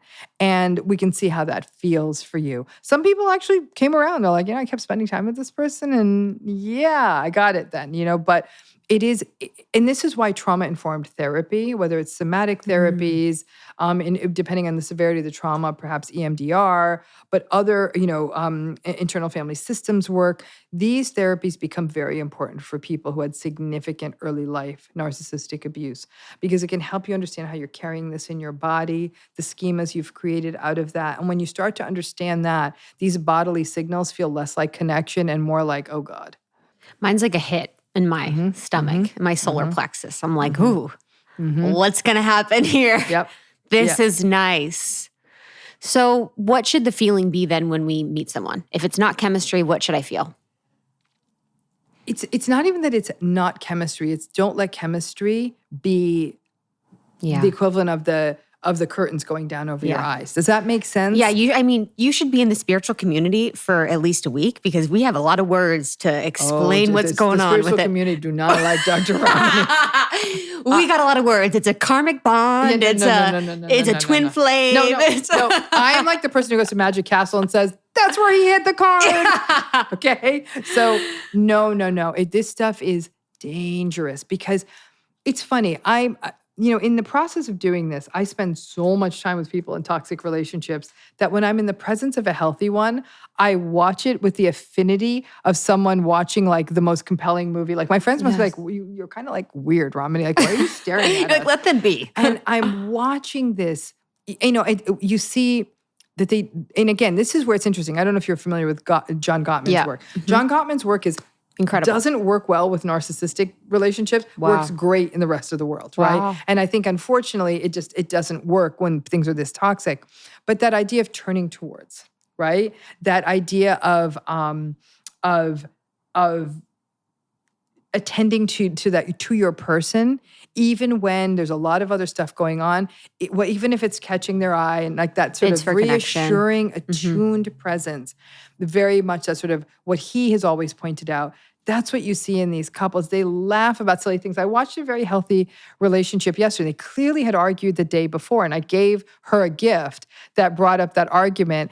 And they and instead of like, oh, don't bring that up again, they very quickly they're like, yeah, and it's actually, we're talking about the book, and she's like, it's not you, darling. And they were kissing, but I could tell that the argument had some tension because he's like, don't you have one that says like, it's not me? And like we're laughing about it. But what I watched was a couple who had gone through something and had now breached it and had come back together. A narcissistic person would hold that grudge for months. You see the difference? And that in healthy couples, there's often this dance. There's never a sense of somebody's being put upon. In healthy couples, I've seen someone say, oh my gosh, we forgot this one thing. And everyone's settling in. And sometimes a partner will say, these are your friends. Let me go get it. Don't worry. There's a soothing. There's the tension gets turned down for everybody in the room. Narcissistic people always feel put upon. And so when you take that out of a relationship, it changes everything. So you can really see how different that the dance is, that you feel comfortable, you feel in your body. Yeah. I always say like it's the fart test. Do you feel like you can fart in front of this person and they won't judge you, or make a joke about it that hurts you? Yeah. Narcissistic people do a lot of, in relationships, of having jokes at the other person's expense, continually teasing them about something that they're not comfortable about. It's not a shared joke. It's a power play. So that sort of stuff we see. And then the person who might be being too sensitive to it is called out for saying, oh, it's just a joke. Whereas I'm like, no, this is not just a joke. It's very clear that this other person's being bothered and you keep going in there and yet you're supposed to be their person. Well, I'm just a funny guy. Not so funny. Red flag. Red freaking flag. Let's talk about narcissistic mothers and narcissistic fathers. How do they show up differently?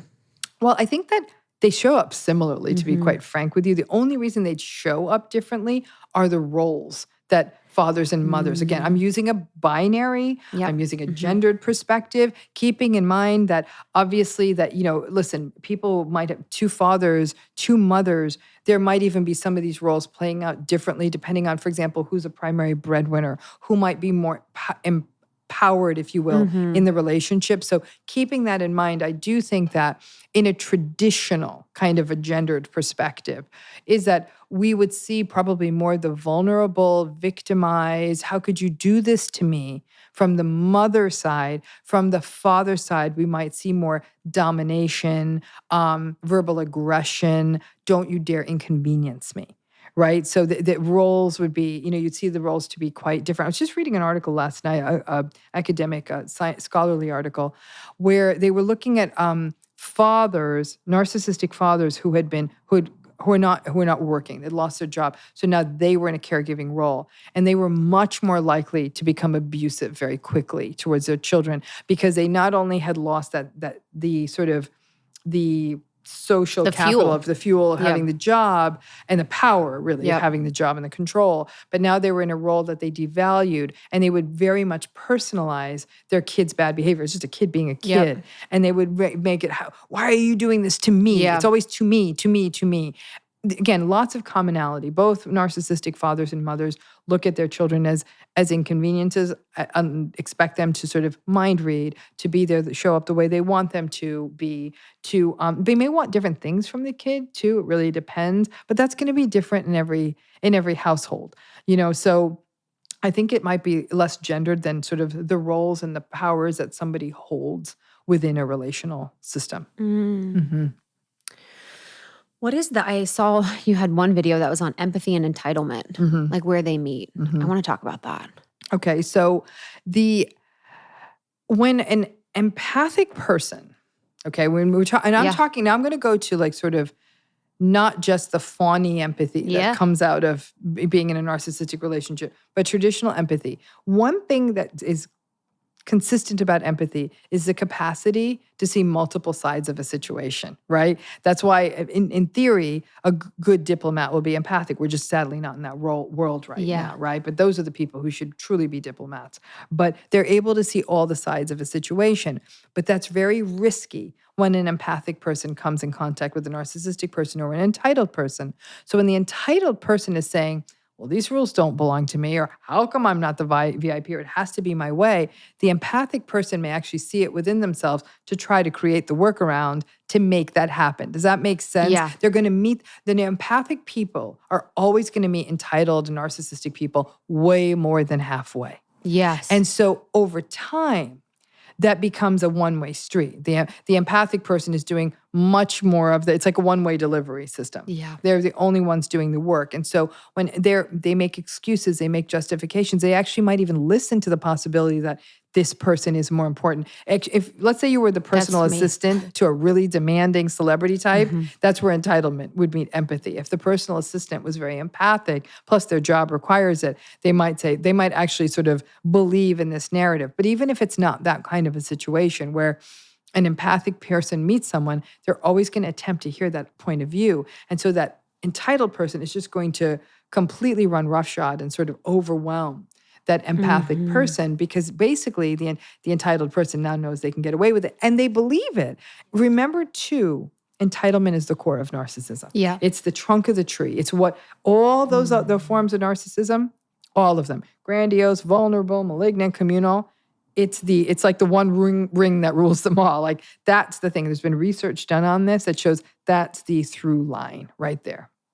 It's almost like the inner child that didn't have their needs met is like has to feel entitled to get them met. Is like, I'll do anything, so I need to be entitled. Well, entitlement means you believe you're special. You're more special than anyone else. The rules don't apply to you. And if you're more special, that's a very childlike defense of, I am more special than anybody else.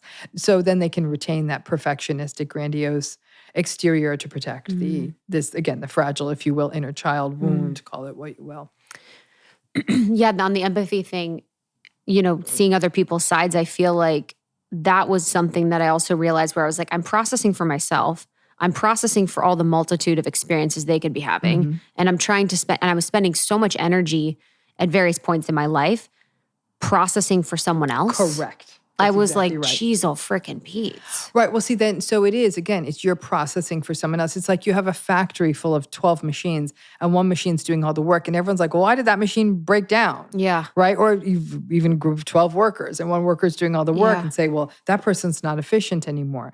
But again, doing all the processing becomes a safety behavior. Because if you're doing all the processing, then it becomes process. Because heaven forbid, the narcissistic person who's already built it into the system that everyone's going to meet my needs. When their needs don't get met, there's yelling, there's rage, there's frustration, there's you let me down, there's it's your fault. And so what people almost get indoctrinated to do if they're going to stay in the system is do it all because it's easier. Yeah. Mm-hmm. Yeah, I remember. Yeah, it would be like, well, what's the point? Mm-hmm. You know, kind of like, What's well, the point? what's Yeah. the point? Mm-hmm. You know, it's like you're tired at that point. You're like, well, what's the point? I've got to do what I've got to do to like get through or understand. And maybe I'm the problem. You know, I just remember, again, earlier in my life, just juking and jiving and contorting and, okay, I'm going to be really nice this time. Okay, I'm going to be direct, or I'm just going to do that. You know, it's like all of the changing and shifting to the situation or person, to the point where I was just like, I've tried everything. I've tried being 100 different versions of me, and it's always not perfect. Right. Like there was always something. I said it a little too harsh, said it a little too whatever. Like it was just, I was like, okay, for so long I was like, okay, I got to say it differently, got to do it differently. Just like, how can I do all these things? It's so exhausting. It's very exhausting. So and this is that again, that trauma bonded behavior of the, you know, overthinking, like playing the conversation out, but it's a safety behavior, right? It is very much a safety behavior. And so that's the breaking people out of the habit. But see, here's where it gets tricky for me as a therapist and someone who teaches people about all of this, which is, I am not removing the scaffold until this building's ready to stand on its own. And I'm also not removing the scaffold if I know the hurricanes are going to keep coming in. Maybe the scaffold is what's keeping this building from sort of really taking another hit. You see what I'm saying? So that safety mechanism stays. Who cannot leave these relationships. And people say, well, why doesn't everyone just leave? Well, because money, practical reasons, kids, housing, religious reasons, cultural reasons, pick a reason, right? Yeah. So people don't leave. And as a result of that, it can't just be like, well, don't do all that. Don't do all that, because there may be times someone might do it to protect children. They might do it to not destroy their child's music recital, right? So, but I say, pick your events, pick your moments. In my book, I call it your true north. Like, when are the moments you're going to go in there and do the things? Because otherwise, let them spin around. But it is hard. Some people will say, listen, the yelling and the screaming, it's too much for me. It's too much for my nervous system. So this person will often find themselves, as long as they're in the purview of the narcissistic person, they have to engage in the workarounds to avoid that. If you can get to the point where let them figure it out, and that's where things like gray rocking come up, right? What is that? Gray rocking is this, it's a communication technique. It's not perfect. Gray rocking is the idea that gray rock, it can be anything more dull and inert and that you wouldn't notice. If you don't communicate, yes, no, okay, sure, got it, and very flatly, but the narcissistic person will disengage. The problem is that it feels almost antagonistic, right? Because they're used to getting a rise out of you. So if you go from rise to no rise, it's too much. It almost has to be a step down process, but but even like the courts, workplaces find gray rock to be too cold. In fact, Tina Swithin, who's a big advocate in the family court reform world and people dealing with narcissistic relationships and custody and divorce, she coined the term yellow rock. And yellow rock is, just because she likes yellow, she's like, it's a little warmer. It's like, yeah, sure, got it, okay. And instead of, yeah, sure. And gray rock's great for communication, right? So they send you this blah, blah, blah, blah, narcissistic, garbly word salad text, and you just respond, yep, cool, understood. Now, they will get mad at that. Yup, cool, understood. What's that? And you're like, well, they asked me a question and the yup was the answer. But they want you to get in the mud with them. They get supply from the fight. And so when you step down from that fighting, they will lash back out. That's the problem. I just did a update and an overhaul to my supplements. And y'all, I got a big fat box of Symbiotica. And I am just so excited. They're a health and wellness company that does everything with intention. All of their formulas are backed by science, and their supplements only contain clean plant-based ingredients without toxins or harmful chemicals. This is so important. The supplement industry has gotten to be a little wacky and wild out there. And so you have to trust the brands that you invest in. We have been working with Symbiotica for a few years now, and for good reason. I am obsessed with their quality. I'm obsessed with their delivery systems. I'll talk about that in a second. And I just love their diverse range of different supplements that they offer. So it's cold and flu season over here. So I'm trying to keep my immunity in tip-top shape. I've been taking Symbiotica's liposomal vitamin C. I have the packets that I take every single day, and this formula uses liposomal delivery. So the body does loves a liposomal delivery. It absorbs the nutrients and allows the body to reap all of the benefits. Since it has biotin, the vitamin C, one of nature's most beautifying ingredients, it's also improved other areas like my skin, hair, and nail growth, which has been awesome. I also take the magnesium L-threonate. This is an innovative form of magnesium that is able to cross the blood-brain barrier. It supports brain health, mood, immune system function, and overall well-being by increasing brain levels of magnesium. Super yummy too. It has like a vanilla cream flavor. Sometimes I'll put it on like yogurt and like something yummy like that. But again, this liposomal delivery system makes it easy to carry around with you, easy to take at any moment. And I'm just absolutely obsessed. If you want to give them a try, there's no better time than right now, baby. You can go to Symbiotica.com and use the code almost30. You're going to get 20% off site-wide, which is a pretty amazing discount. Symbiotica.com, Symbiotika.com, and use the code almost30 for 20% off site-wide. I don't know if y'all have noticed, but I feel like the diet trends are back. I feel like there's some just obsession happening, and I am trying to stay out of the fray. And one way I am doing that and just really listening to my body, and it's been working beautifully, by using Very, VERI. So this is a great tool to find personalized insights on what works best for my body. I am using a continuous glucose monitor from Very, paired with an easy-to-use app, and in just 14 days, I was able to understand how to break unhelpful habits and build new ones to improve my metabolic health through nutrition, exercise, sleep, and stress management. So this is an educational resource too. Sometimes I see stats and numbers and levels and things, and I'm like, well, what do I do with this? So Very makes it just really, really easy and informative to understand these stats and actually make change that sticks. So I learned that having coffee first thing in the morning without having any protein or anything like that really spikes my blood glucose levels. And so first thing in the morning, I am having 3 soft-boiled eggs. And I will also have a little bit of yogurt with granola, like a low sugar granola.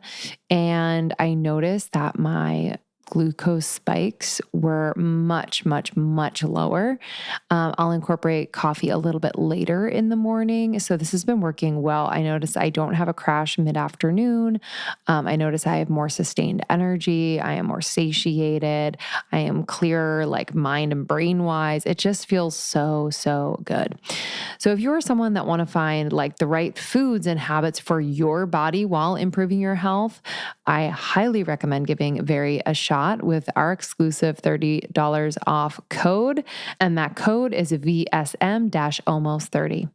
VSM-almost30. And check out the link in the description notes to purchase directly from their website.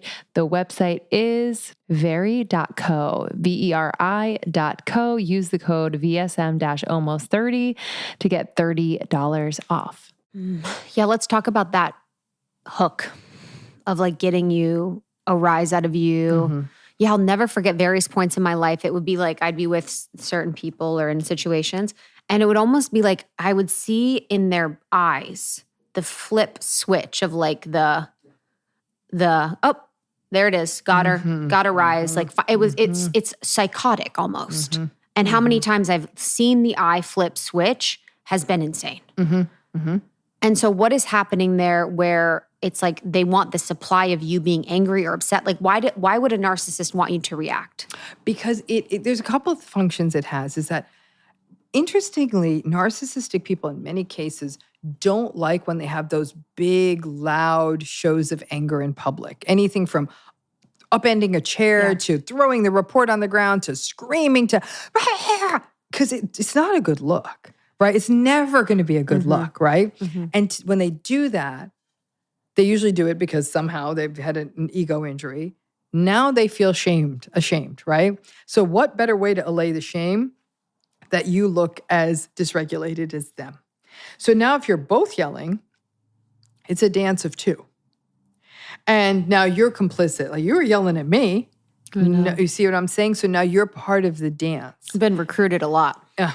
And there's a lot of shame for the other person who now feels like maybe I am as bad as them. Yep. I was, after all, yelling, not at all looking at the sort of the time sequencing of how this all happened, right? So, and what is interesting is as soon as you take the bait and you go, blah, as much as they are in some ways, maybe not as cruelly or meanly, but to the world looking, it looks like you're waving your arms and your volume has gone up and all of that, they will often calm down right away. Oh yeah, what do you mean?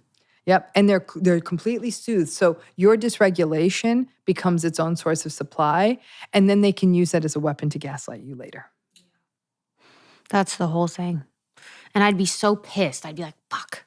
And then do it on me again. Yep. I'd be like, why did you get like, why? Be like, fuck, why did you, if I was only more calm. But you see, you're a person. Exactly. And you're a person that has something coming at them. This is like a person who has a fly buzzing around their head and they don't bother to try to swat it away. In fact, that's when we see people who are suffering and struggling, the day they stop trying to swat the fly away, it's the day we really get worried because the apathy has really set in, right? Yeah, I hear so you. they're depending on what they go for. What part of the healing process, especially if you can't leave the relationship, again, goes back to that true north. When am I going to take this fight? Because sometimes I am.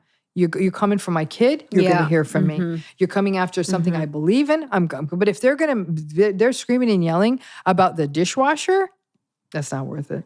So you're not going to take it then. And so those times you can say, not worth it. Yep. And then you just sort of let them spin around and make a fuss and you don't take it. But the problem is once they realize what your true north is, they're coming for it.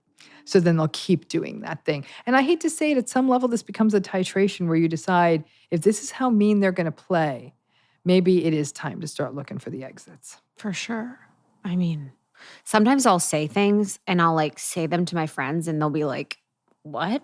And I'm like, I know. Like it's so interesting how experiences in your life are so normalized. And like so much of my experience is so normal to me that I'm only realizing it's not when I'm like saying something and everyone's like, what? Right. And I feel like I've gaslit myself to not be the victim. Yep. Because it's like the victim is bad. Right, but we don't ever have to use the word victim, right? Say more. I mean, I think that I prefer the word survivor. Something's happening to you and you're enduring through it. You're surviving through it, right? A victim is actually often what the narcissistic person is, which is woe is me, right? I think that it is which is why I hate victims. Right. Because I'm so... Right, yes, In my mind. yeah. In my mind, I'm like, I freaking hate when people are victims because I'm like... There's a passivity to it, right? Yes. And I think that this is why, to me, educating people about narcissism is so important because it can get them out of what feels like a victim mindset. There's nothing I can do. Why bother? Yep. This is terrible. I'm in this terrible thing. Versus, okay, I see what I'm dealing with. All right, now I know what I'm dealing with, and I'm going to have to proceed tactically the right way. I'm going to listen. If someone is telling me like, "Hey, I'm going on vacation. I'm going to Alaska in February." I'm like, "Okay."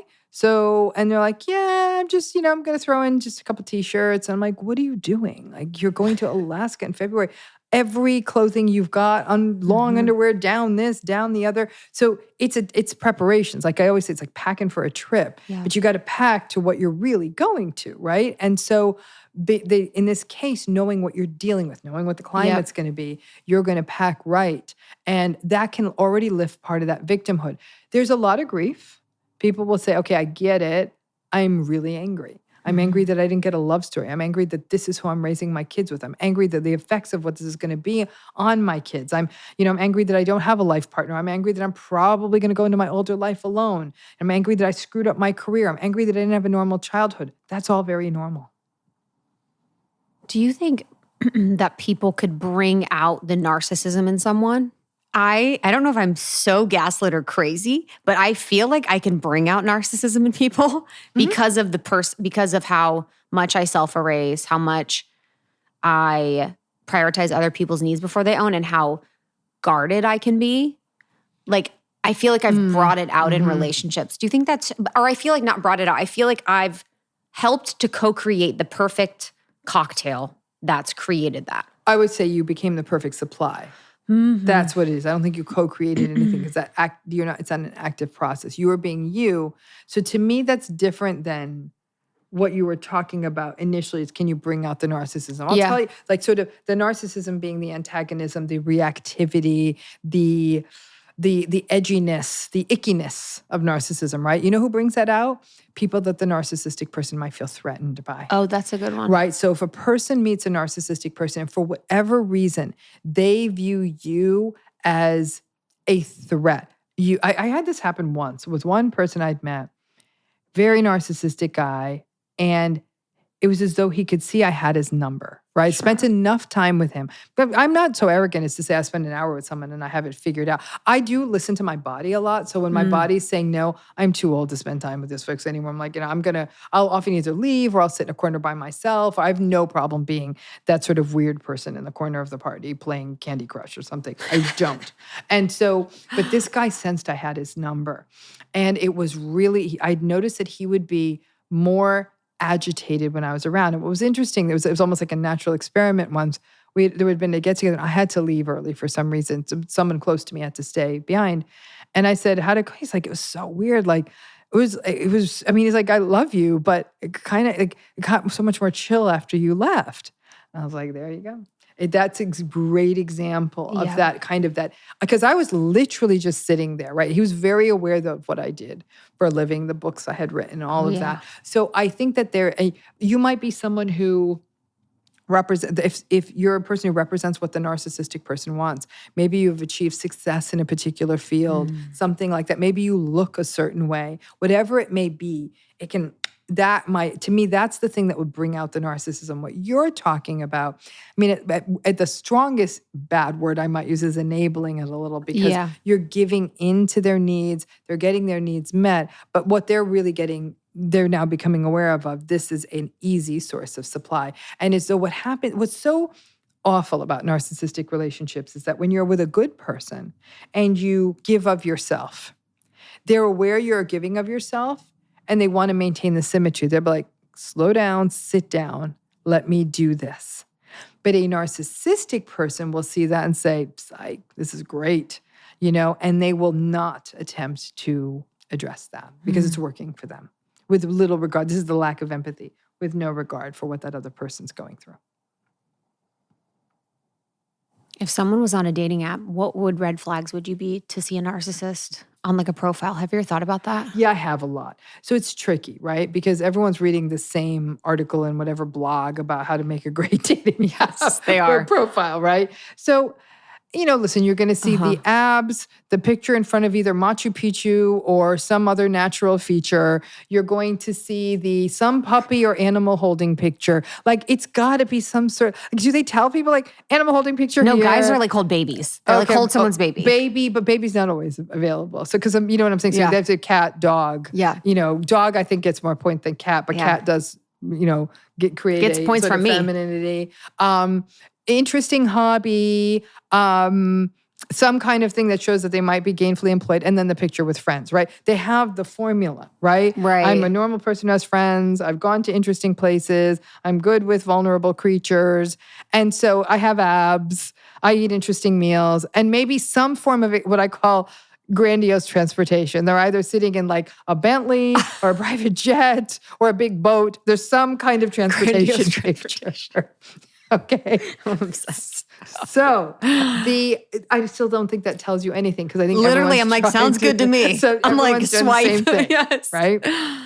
One thing I would look for, and this is and again, interesting dating hack, is anytime you try to do anything to put on the brakes, to slow things down, because narcissistic people the one thing they'll do is a lot of what I call approach avoidance. Contact, fun, sexy text, middle of my day, my job's so boring, this is so fun, this is such a cool person.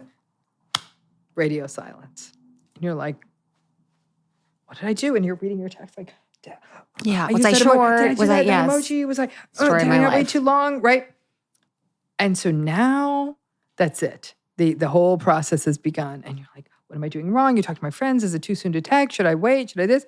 And then 4 days, 3 days, however many days pass, they text you.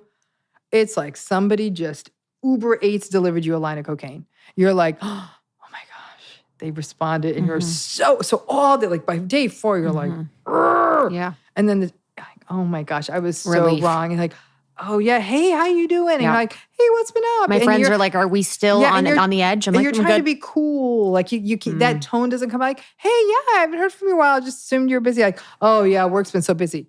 Now they started planting in the justification seeds, tiny little seeds that won't show plants yet. But you're like, oh right, of course they're the picture with them going to work. Of course they're busy. And so now the approach avoidance is that early phase of trauma bonding building. Some people might say, hell to the no. I can't do this 4 days, no texting. Like, it was lovely to meet you. Your schedule doesn't work for me. Who does that?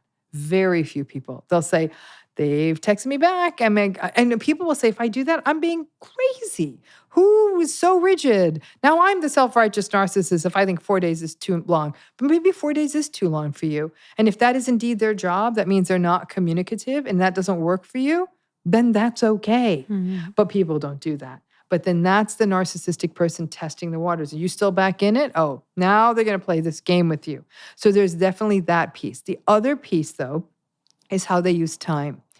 They will put you on their schedule, right? And it's not just being late. It's things like a date where you go out and they'll want it to go later or longer. Let's go to another place. And you might actually think, I listened to Dr. Ramani and she said, take it at a better pace because then I can sort of go home and let it sort of soak in. What did this feel like? It also shows that I'm expressing a need. How do they receive that?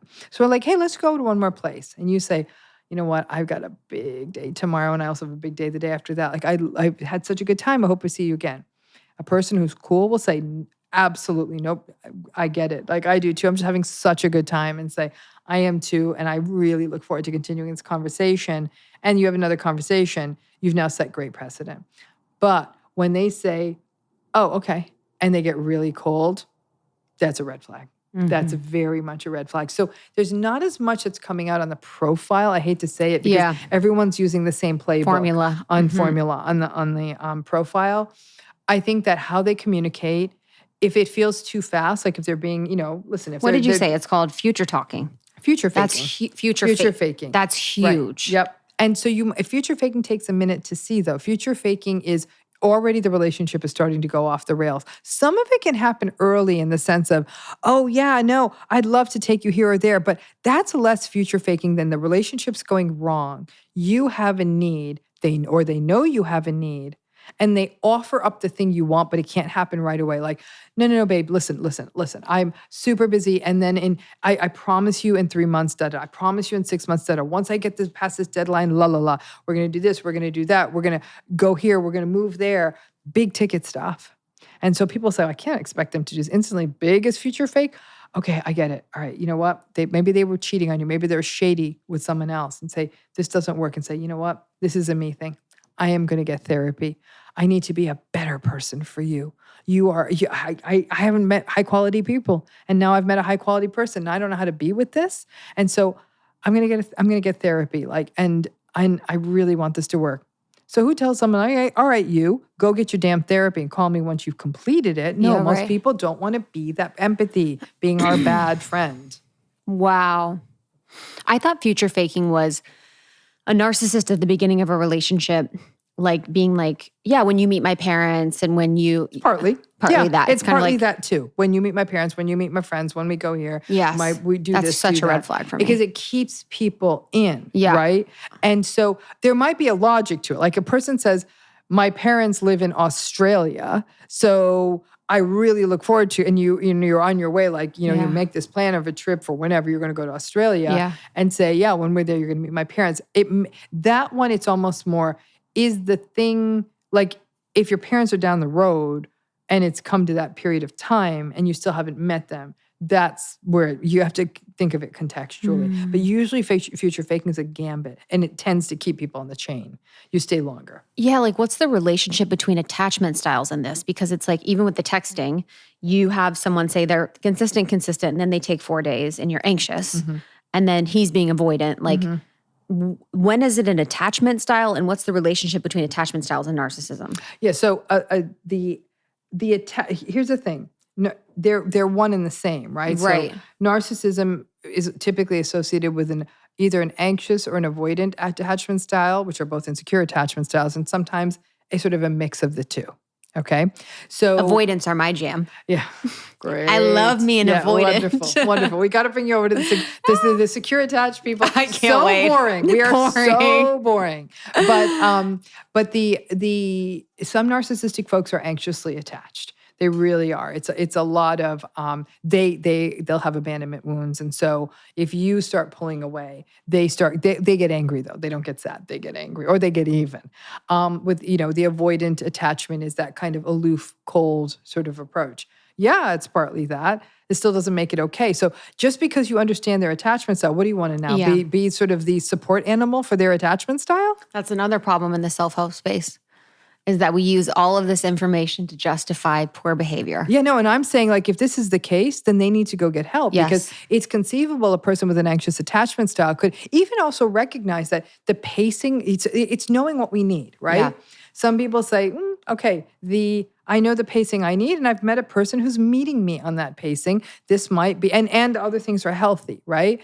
But it's the knowing someone's attachment style and they're not addressing it, that's not going to work. Wow. Yeah. Mm-hmm. So when we talk about healing, which we can transition to healing, because I could talk to you for the rest of my life. Thank you. Why doesn't self-help work for narcissistic healing? For the narcissists themselves. For someone who's healing from it. Okay, so which is what this book is about, which, I mean, I think actually it depends on a lot of things. I think that the parts where self-help, if you will, can help a lot is the education about the patterns, right? That can be done by reading, watching good videos, getting taught about that, listening to this podcast. So it could easily be that somebody learns this part of it, right? That's piece one. Some of the other and some of the other things too, like the grief part, understanding that there's going to be this tidal wave of grief that's going to come at you. Because a lot of people say, okay, got it. He's never going to change. Got it. No. Once you get that, it hurts. Because everything in a person's life, sometimes for decades, has been organized around this can change. I just need to keep doing this, or the kids just need to grow up, or we need to move here, or they need to make this much more money, or this, or this, or this. No. That's who they are. Yeah, that's huge. Like, even just slowing that down a little bit, what you just said, because I feel like a lot of women will do that, where it's like, okay, maybe if he just gets a different job, maybe if we just move, it's like trying to change all of the other outside circumstances or environment. We're going to move, we're going to do this, instead of like actually just addressing and really looking at the relationship and sort of what's going on in the relationship. And I'm someone that's definitely done that. It's like, if we're in a different situation, if we're, and that's even more of me trying to externally control or change things, myself included, for this person with hopes that this person will then change. Right. I mean, and that's always the grand hope, and yet that's entirely someone else's own responsibility. Yeah. All of us are responsible for our stuff. And I think that there is this, again, for people who grew up with narcissistic parents and having to have been fully attuned to the parents' needs, we almost in some ways we take that responsibility for other people. We have to take care of them, so I have to take care of this one. And I'm also responsible for bringing forward the fix in this person. And it just simply doesn't work that way. So it's that part of this healing process, because so much of it has to be done on one's own, is sort of the day-to-day reminder that, again, it's why it's called It's Not You. It took a long time to get to this sort of title, which is, what do I want survivors to know? You may feel bad for them. You may feel pity for them. You may feel guilt for all those things. I get that. Those are your emotions, right? But them gaslighting you, them raging at you, them telling you it's your fault, them treating you like you're not enough, I'm going to say it's not you. This isn't about you. This is about anyone who's unfortunate enough to be in the chair you're sitting in is going to be putting up with this. You just happen to be the one who was born to them or is in a relationship with them. This was how it was going to go. And so what that means is then there is not much you can do. And there's where the grief happens. Now, for people who have had a lifelong history of narcissistic relationship, narcissistic parents, multiple adult narcissistic relationships, more severe ones that were characterized by more betrayal traumas or even traditional traumas, therapy is going to be essential. I don't know that you're ever going to be able to navigate that fully on your own. But a lot of this can be the sort of the day-to-day work of reminding yourself, like, this is not my fault. And I'll sit with clients. I'll never ask a client, why didn't you leave? I know why they didn't leave. In fact, I'm always amazed when people do. But when I do sit with people, and I'll say at some point be able to say, if I were to tell you that this is never going to change, this is it, like these patterns, this is it, nothing's going to shift, how would that affect your decision making? And a lot of people say, I have to get back to you on that, right? And I'll say there is no invalid reason to stay. You may stay. Listen, I've had people say, I signed a restrictive prenup and we have a nice life and I don't want to live in a 1-bedroom apartment. I get that. I understand that. I don't know what it's like to live that kind of a life where there's all the things and the things and the things. I don't get that. I can imagine it must be hard to go backwards. So, and they will struggle forever. And some of them have been out of the workforce for 20 years. So what are they going to do? You know, they're used to something and they got imprisoned. And it's that simple. And I still think that they can eke out a healthy life. There's things that they can do. There's ways we can shape this. There's different ways of thinking. So it is but above all else, it's not blaming yourself, understanding that it is them. This is their behavior. This is what it's functioning to do, experiencing the grief. But the key tool to all healing, and it is it's the trunk of the tree, is radical acceptance. Not only is this not going to ever change, it will, even if you understand why they are the way they are, it still hurts. Because people say, if I radically accept, should this stop hurting? Not necessarily. Yeah, I think in my grief healing process, it was just like, it's almost like you have an entirely new perspective on life because your entire reality of who you are is now different. And your entire reality of who you've been attracted to and who you grew up with is different. It's like, I don't know in my healing process through everything that I've been through, if anything has been more radical feeling.